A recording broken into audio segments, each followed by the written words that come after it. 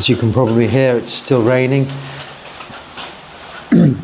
Pindapata this morning, arms round, collecting my food for the morning, was a very wet affair indeed. The passing traffic, especially the buses as you go into the town, creates the waves of water coming up from the road to contend with, as well as the rain coming down. But I'm used to it, and it's to be expected at this time of year. This is the monsoon season. Albeit, I think, rather too briefly, with the few days of sun we had just recently, I kind of suggested that that had come to an end in this part of Sri Lanka. Anyway, moving on. Someone has asked that, do you know if any Buddhist texts have made reference to the 3-point in-pod stance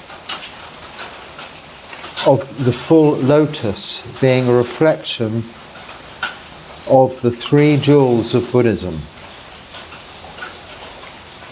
No, I don't know that. It's not something I've heard referred to. So I'll move swiftly on. Consider that question a warm-up. The half lotus, full lotus, or sometimes with your right leg just on the floor, or other postures, are really aimed towards maintaining a position that is comfortable to keep throughout the period of meditation without having to move. And the lotus position has been commonly adopted amongst meditators because once you have got used to positioning yourself like that, it can be maintained for long periods of time. There's a common misconception, I think, that using cushions to sit on behind, raising your bottom quite high up, and in fact that's perhaps okay, but the soft matting underneath shouldn't really be necessary, and I find personally causes me more discomfort than comfort, because this, as you describe it, 3-point posture, I assume you're referring to 2 knees and your bottom as being the 3 points, means that the contact with the level surface, in this case a hard concrete floor, this is not a soft mat, this is just a piece of cloth we sit on for various real reasons. Actually, main purpose is it's so that I know where to point the camera. Otherwise you might get just this or just that. If I have this, put this on the floor, I know where to point the phone, and then I just sit on here and it generally works out okay. But as far as anything referencing the triple gem is concerned, I think many of these ideas have come up, and one could also see many correlations with many other religions using the 3 as a kind of special number. We have the triple gem, we have the trilogy in Christian faiths, the Buddha, we have the Buddha, the Dharma, the Sangha, and then we have the Father, the Son, and the Holy Spirit in Christianity. But these are just coincidences. 3 often comes about as a number because we can be quite binary in our thoughts, in our attitudes. There's sort of black, white, off, on, up, down, yes, no. When you bring in the number 3 into an equation, it brings a certain questioning about the nature of even duality, one could say, or the nature of binary life. But really, there is suffering, there is an end of suffering. It is black, it is white, it is yes, it is no, it is off, it is on. But of course there's always that grey area in between, which is where the trifactor comes in to play with many different faiths around the world and in cultures. But this is just my ramblings and speculation, I suppose. Okay, refrain from eating at inappropriate times. So this is the 6th precept. If you take on the 8 precepts, you can take on 6, 7, and 8. Number 6 is refrain from eating, meaning inappropriate times, any time after noon, and as you quite rightly say, until dawn of the following day. You then go on to expand upon that. So basically, as long as we do not chew, we can definitely consume calorific drinks. Actually, as a layperson, you can sit down to an entire 3-course dinner. You can do what you like. It's not a rule. It isn't except for monks and nuns, it is a matter of choice in order to free up your time for meditation.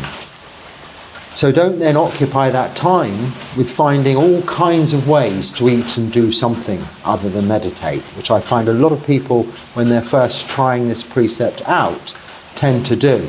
They'll go through the Chatu Madhu, which are the 4 honeys, the 4 allowables, and they are simply honey, ghee, sugar, and oil. None of those are very inspiring, but you can see in many monasteries all kinds of dishes, including cheese, chocolate, all kinds of variations and combinations of those. I've even heard of chocolate-covered toffee being okay, because it really does come from some of those basic ingredients, most of which extras come from the list of allowable tonics and medicines. So yes, you could sit down to a protein shake or a calorific drink if you must, but unless you're sick, no, you shouldn't. The specific rule is those 4 Chatu Madhu. So you can have, if you're feeling a bit peckish and feeling faint, a spoonful of butter, that's ghee is clarified butter, or a spoonful of honey, a small spoonful of honey, or a little nibble of some jaggery, which is coarse, rough palm sugar. Or maybe just sip a little oil. Nothing very exciting or appetizing. Even if you mix them up together, it wouldn't be much fun. The point being is we are not going to distract ourselves with eating in the afternoon. So people come up with all kinds of ideas of what they can have in the afternoon. It's just distraction. Do without. You can have many cold drinks, hot drinks that don't involve milk, which is considered food, don't even necessarily need sugar, but sugar's okay. It'll give you energy and a little bit more spirit to carry on meditating later on into the night. Caffeine, in terms of what's contained in sugar, in coffee and tea, is acceptable. It's not an intoxicant, more a stimulant. It's quite light. It doesn't disturb much with mindfulness. If you're susceptible to caffeine and it makes you overexcited, then perhaps avoid that too. But the point being is we're not looking for all of the things we can have. We're just saying, well, isn't it great? We don't need to do anything now, afternoon, until tomorrow morning, when we'll go on Pindapata, and then we maybe get some food and eat again. And that's the beauty of these guidelines. They're not rules, but if you're a layperson, especially, if you want to eat food, eat food. That's as your choice is. It won't make any difference. If you're sitting there meditating, planning what you can eat and what you can't, then it'd be better if you just have a snack, get it over and done with, and stop thinking about it, than to spend your entire meditation time devising all kinds of ways. So I'm not exactly sure what calorific drinks mean. Anything like even lemonade or Coca-Cola has many calories in it, so they're calorific drinks. But I'm possibly thinking you might mean things like, often Ovaltine is used and hot chocolate as a drink, but technically milk, you see, as far as the Vinaya is concerned, is considered food, and those drinks normally have milk in. So they shouldn't be allowed unless they're simply made with hot water. And they should be considered as medicines or tonics, not a snack in the afternoon because you're bored. That's when we deal with boredom. That's when we deal with wanting something that we don't necessarily need to alleviate the tedious nature of just sitting all afternoon.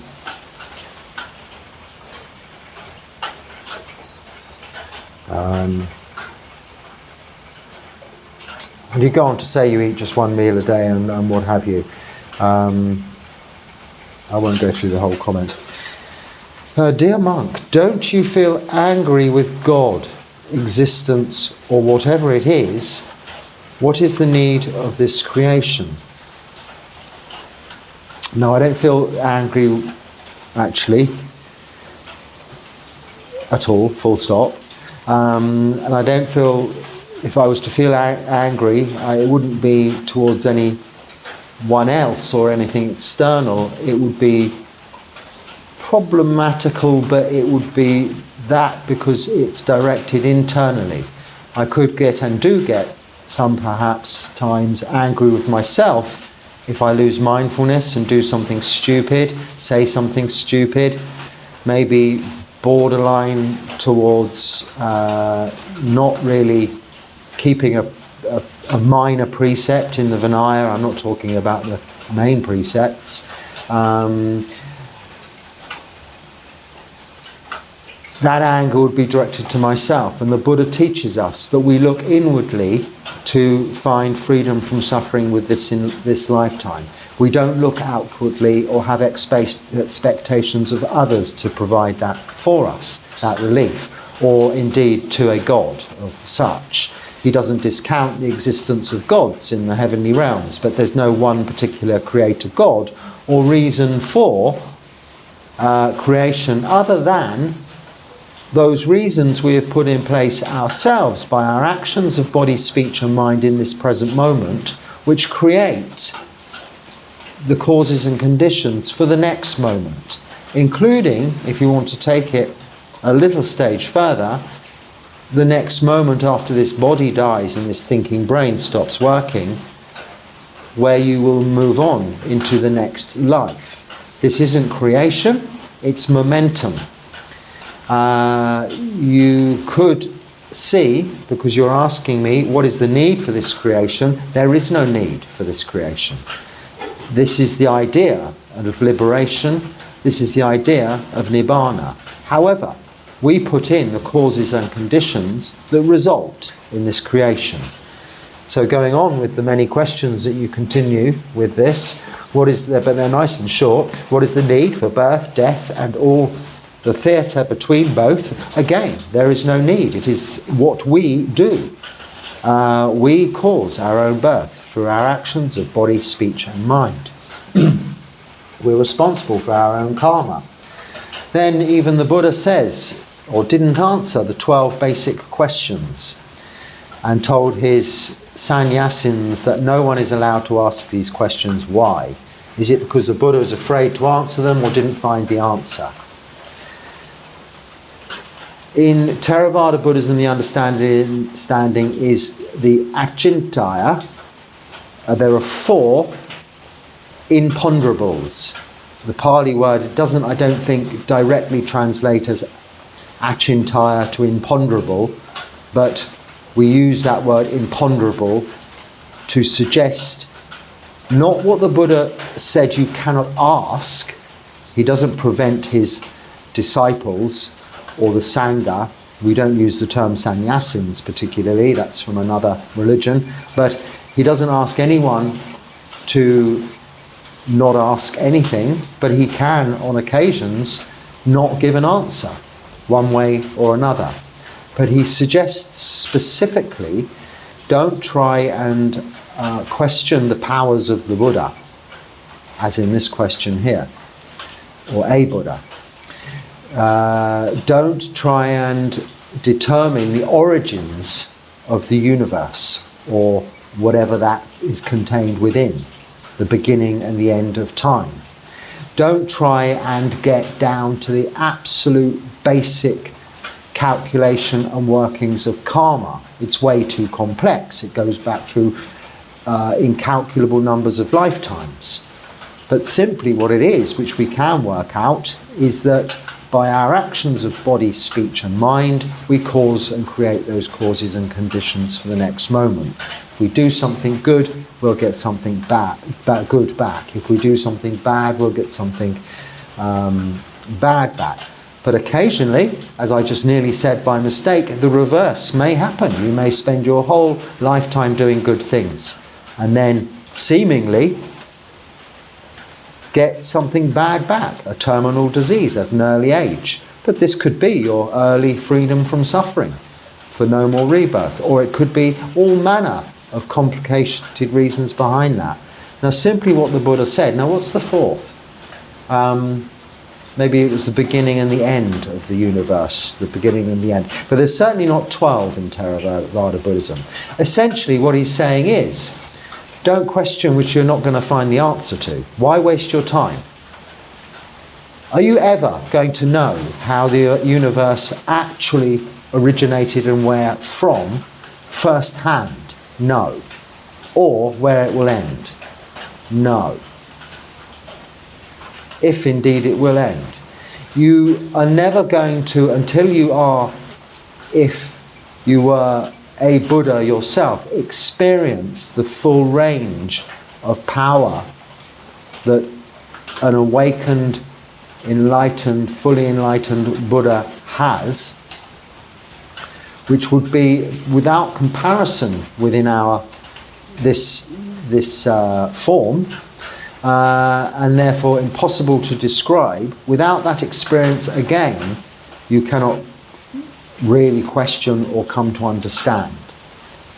Like the workings of karma, way too complex. And he simply said, why waste your this lifetime on trying to find answers to which there are no specific, unequivocal answers, and the questions themselves will split your head in two, was his phrase, but your head would explode with all of that extra thinking.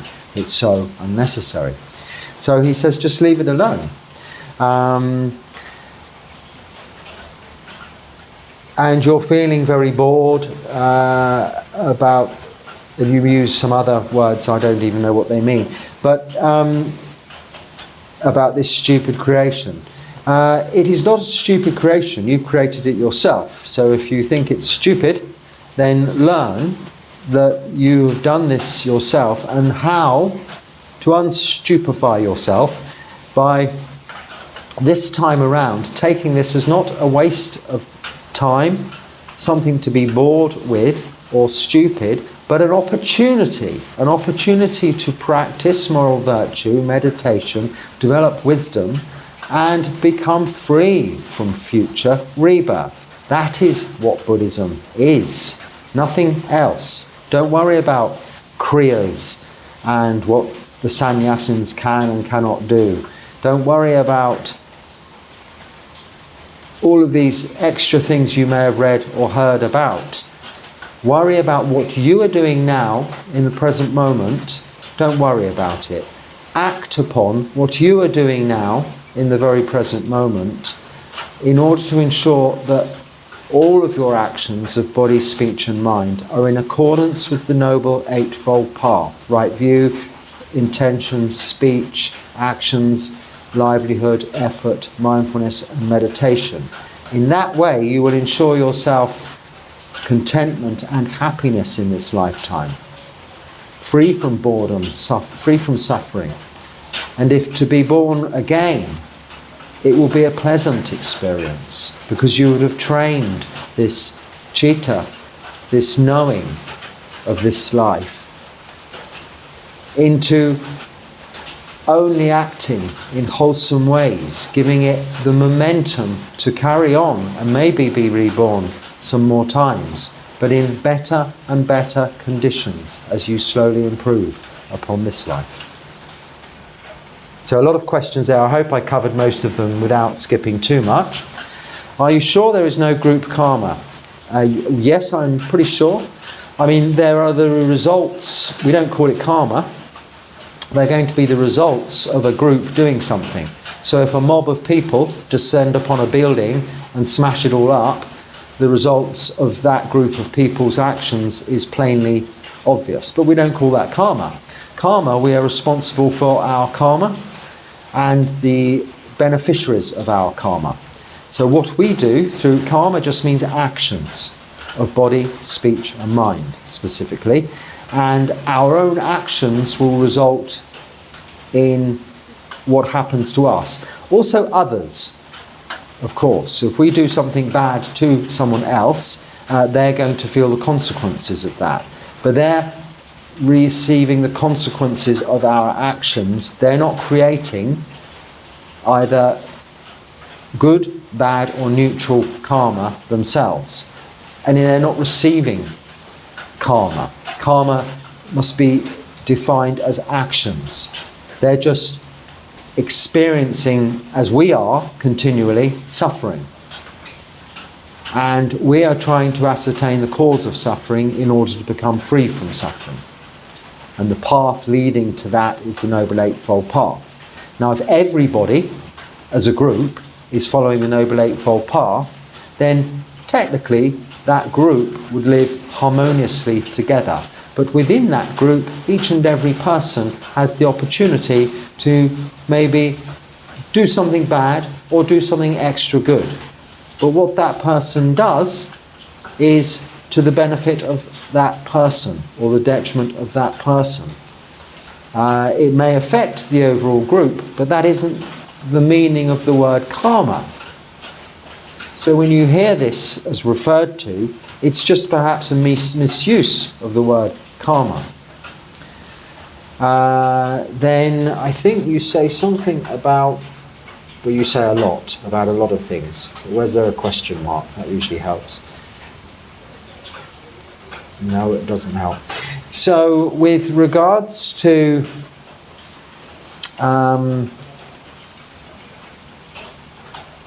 well, it seems like it's a topic worth expanding upon. I think you can expand upon it too much. This is why it's one of the 4 action tires, trying to get to the bottom of it. But when you look at the simplicity of it, is you do something good, then you will reap what you sow. Something good hopefully will come as a result of that. If not now, but in the future. You're paving the way. You're creating the causes and conditions for good to happen in the future. So thinking just about this group thing. I mean, you could go, there are people who could go and hang around with a lot of people doing a lot of good within that group, but they're personally just sitting around, hanging around. Maybe they're creating some neutral karma by the fact that by inaction they're not doing anything, but much the same as you go on to say, if they were to leave the group by their inaction, this is neutral karma, not bad karma, if they weren't doing much in the first place. But if it's a group all coming together as a team, as a community, helping towards a cause, then that shouldn't have much effect. This is the nature and the purpose of groups, of communities. But it's just the use of the word karma, I think we're going to have to define that with. Okay, on the question of do no harm. If I come across a mortally wounded animal that is clearly in pain but cannot be nursed back to health, what should I do? Simply be there for the creature in its final suffering? Yeah. Yes. I mean, how do you know it cannot be nursed back to health? If you're qualified to know that, then that's a fair assumption. You'd be also qualified to know what to do to help it or not help it, as the case may be. I think it's perfectly okay to treat any being you find that's suffering and injured as you might another human being, within reason, not to the detriment of your own well-being or other beings' well-being. But if there is, as very often I'll find creatures here that may get trodden on or they get themselves trapped under something, I'll always make the effort to try and move it to somewhere of safety. But even in that, one has to give careful thought to, has that creature just hidden under there to get away from something when you move it that will just eat it. So we try not to interfere with nature. But if there's a cat or a dog or a goat or a pig lying in the road, all crushed by a car and plainly going to die, then yes, you could perhaps very carefully, if it's possible, move it out of the way of oncoming traffic, including yourself, and stay with the creature for a little while if it would prefer that. Maybe it would prefer to be alone. You cannot tell. But just do what's wise. Apply this question, well, if this was another human being, what would I do? If you're asking between the line, reading between the lines here, well, should I put it out of its misery? Then no. Would you like someone to put you out of your misery? If you're lying, wounded, maybe you would. You might convey that to somebody, but that person would then be creating bad karma for themselves. But even though it seems that it's your request, you shouldn't really put that decision upon another. That's creating bad karma for yourself, for giving that person that responsibility, and for them for having to act on that responsibility if they do. But certainly neutral karma if they were to just walk away and ignore your request.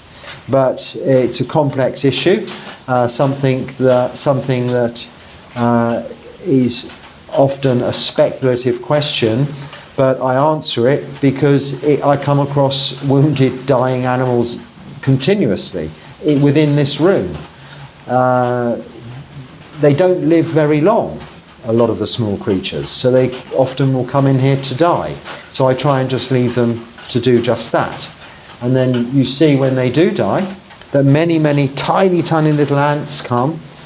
One at first, I'd imagine, a scout, detect the dead body, and with this amazing community effort, group activity, they remove the dead body, the carcass. They take it off somewhere, so you don't even have to clean it up.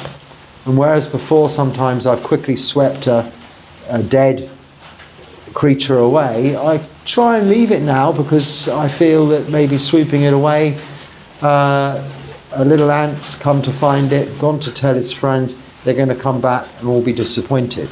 And they do a wonderful clearing up job around here, the little ants. It's amazing that you can rely on nature to just balance itself out if you really do let it do so. As soon as you start to interfere with it, you are going to be creating some kind of karma, whether it's positive, negative or neutral. It's better to leave it alone if you can.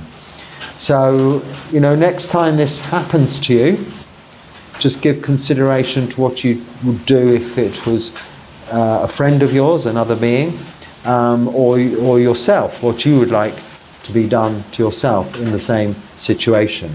And that's often where we can find the answer.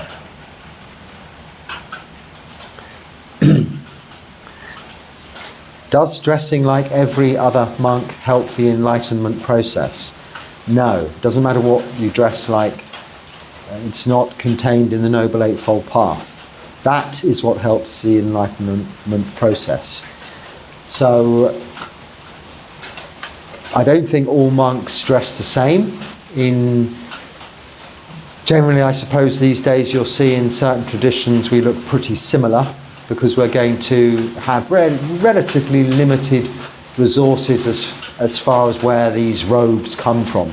We're not always making them ourselves, but they're also made and sewn, put together in accordance with the Vinaya, the guidelines written down by the Buddha during his lifetime in the creation of the Sangha. So although that hasn't changed, there are variations on it, but they're pretty standardized within different schools and traditions of Buddhism. Now I stand out as very not like any other monk here in Sri Lanka because mostly they're wearing, I haven't got anything to show you, the bright orange robes, you see, almost fluorescent they are these days. Whereas this is more the forest monks of Thailand that dyed with the jackfruit wood a brown colour. So I look rather different, and that's actually useful because I'm practicing differently also. I'm not living in a temple, whereas all monks here live generally in temples or with other monks. I'm living in solitude, so maybe people can identify me. I mean, that being said, the colour of my face is different also, but I tend to forget that because I can't see my own face. I think I'm the same colour as everyone around me. But yeah, I mean, no, you can wear what you like. I mean, it's part of our rules. If you're a monk, you're going to have to wear robes. It's just limiting what you wear, limiting your wardrobe, which is just as part of the renunciation process. And I mean, with like the same with shaving our heads, it's practical. It's not a matter of what we look like. We don't know what we look like. We don't have mirrors. I mean, perhaps some monks do, but I mean, I don't have any mirrors here. Apart from, well, I don't even really watch these videos because on these phones it wouldn't be a very clear, good picture anyway. But yeah, I mean, apart from the reflection in the water or something like that, I don't really get to see my aging process. Maybe next time I get a good look, I'll be able to see, when I have a passport photograph taken or something, I think that's coming up soon, I'll be able to see how much I've aged in the last few months. A lot, I should think. Namo Buddha. How long will you be in Sri Lanka? I don't know. I have no set plans to go anywhere else though. If I can stay here, then I'll stay here, well, I don't know, maybe until I die. I'll have to make various trips due to visa regulations, but I mean, those now and where I am can be all done in one day. I can just go somewhere and come back. That's done. So I don't plan on making any special trips anywhere else. Even outside of this vicinity within Sri Lanka itself, I have no plans to travel and haven't done so since I arrived here. I'm here to practice, and that's what I'm planning to do. And whilst I'm so graciously accommodated here in this country by the many Buddhists that populate it, then with gratitude I accept that and will stay here as long as I continue to be welcome and enjoy their hospitality.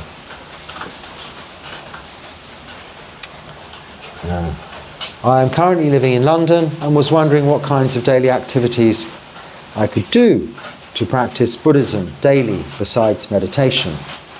I have no religious background and don't know much about what to do. How to show gratitude, chanting, mantras, and so on, like day-to-day practical habits. So this is set down in the Noble Eightfold Path, but really that can be summarized as sila.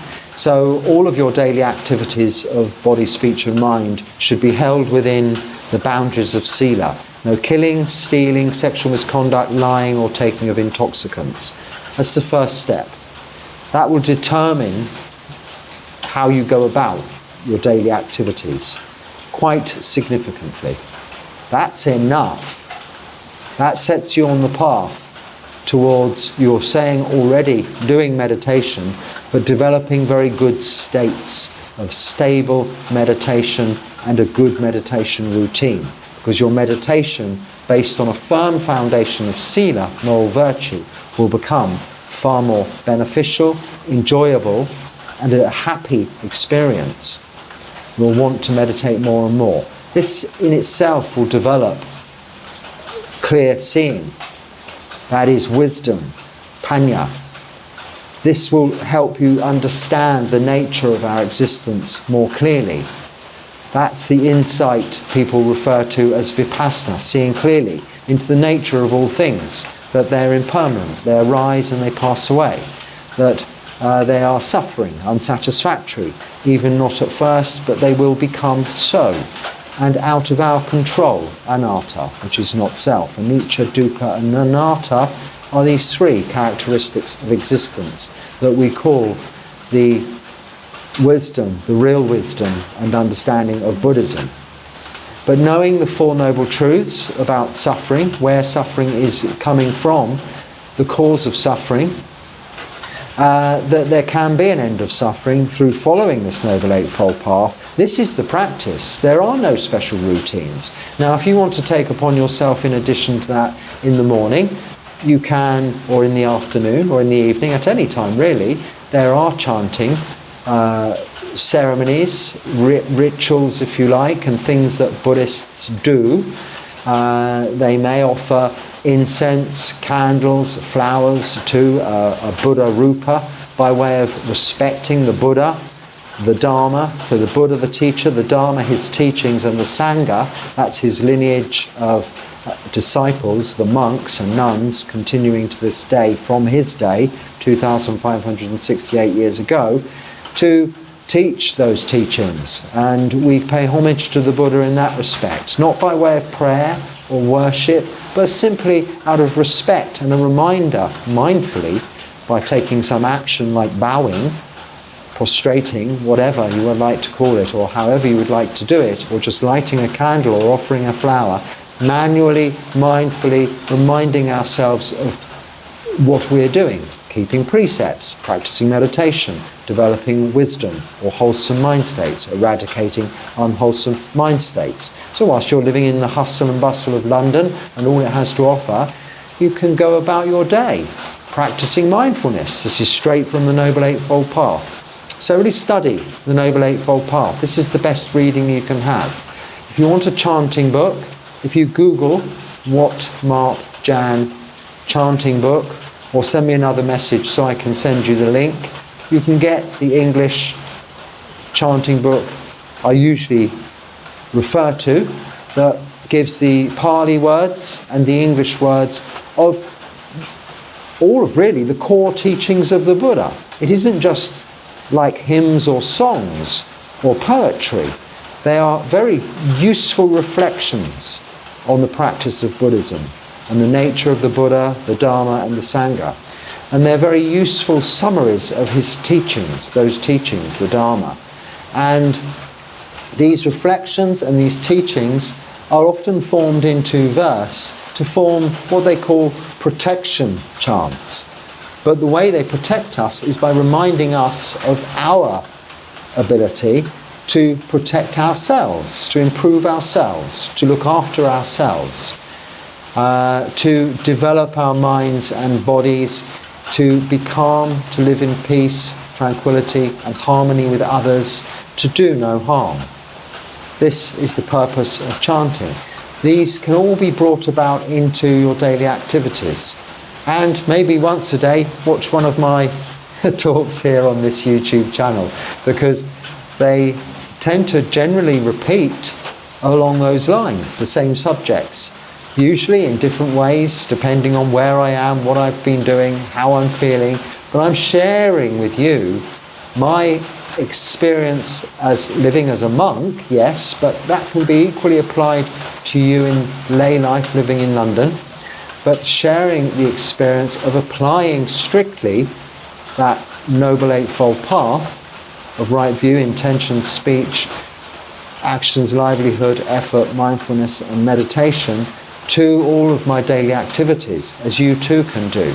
So that is what you can do and what you will find very beneficial, not only to your understanding of Buddhism, but if you're working, it will improve your work life. It will improve your ability to do things well, your concentration, how diligent you are is dependent upon how much you enjoy your work often, which can become more enjoyable when performed rather than a duty, but out of real wanting to help, whether it be your colleagues or the customers.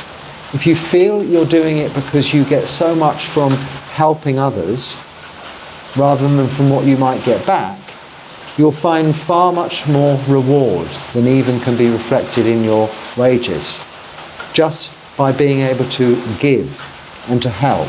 However mundane it might seem to you in nature of whatever work it is you do, or however important it may be.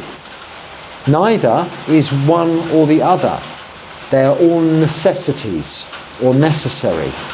As long as it's within right livelihood, that is, you're not selling alcohol, creating intoxicants, making or selling arms or weapons, or dealing in slavery.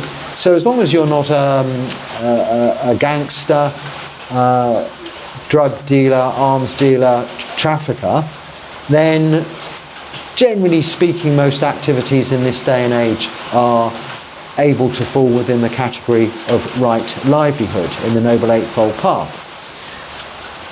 In that case, what you're doing is right, it's part of the practice, but see it that way and therefore enjoy it that way.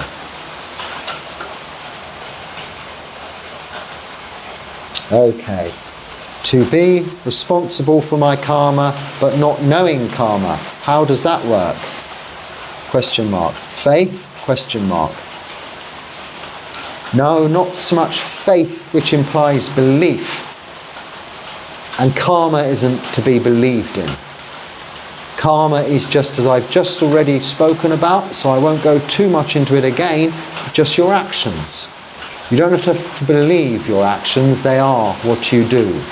How you speak, how you do things with your body, and how you think. Those actions of body, speech and mind are going to have and make results. You know that you are doing. So when we refer to not being able to get to the bottoms of the workings of karma, we're referring to the longevity of its life throughout many lifetimes, or even within this lifetime. Something we may have done as a young child may affect us later on in life. We'll never necessarily get to the bottom of that, creating all of the links between over time. However, we can know for sure that doing good now will result in good a little bit later. We'll reap what we sow.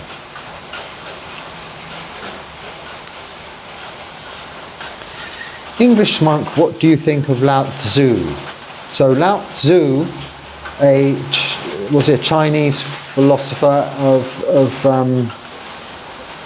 renown. I think I've read Wu Wei or whatever it is, this little booklet, and found it very much in line with the teachings of the Buddha, the Dharma, and especially his reflections on nature and actually not right effort, part of the Noble Eightfold Path, can be very best explained by the teachings of Lao Tzu, put it that way.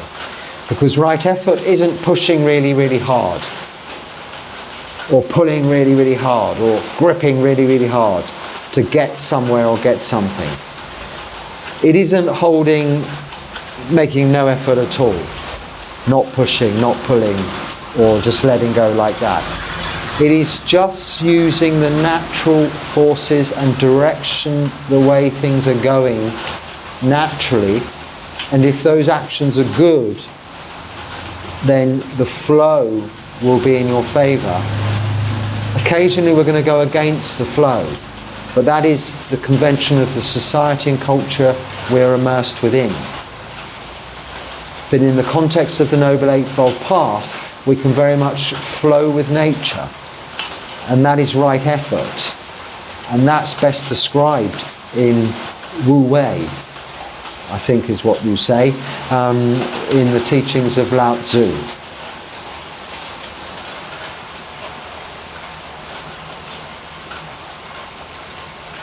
And may I ask what the final chant is? I believe it's a blessing. It is very soothing to hear. Yes, it doesn't have a name. It comes under Anumodana in that chanting book previously mentioned.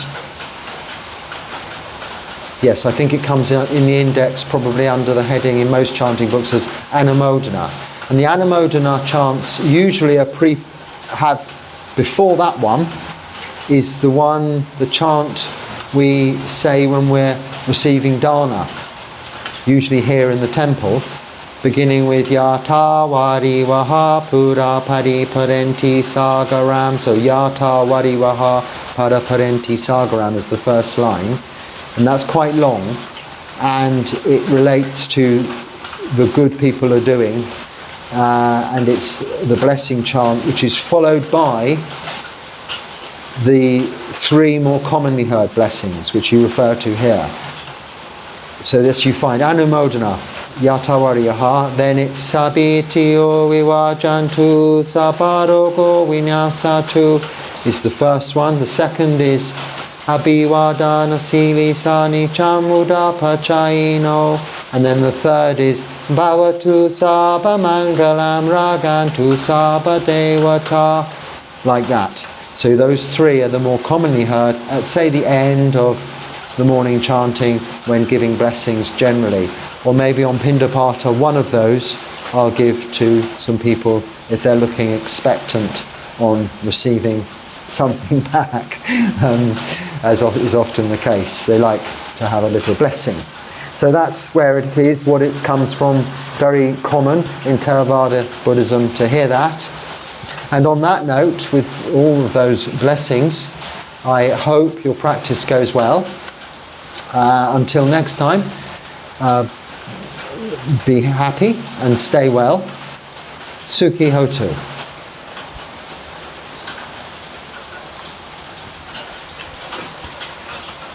I'll continue to try and dry out now.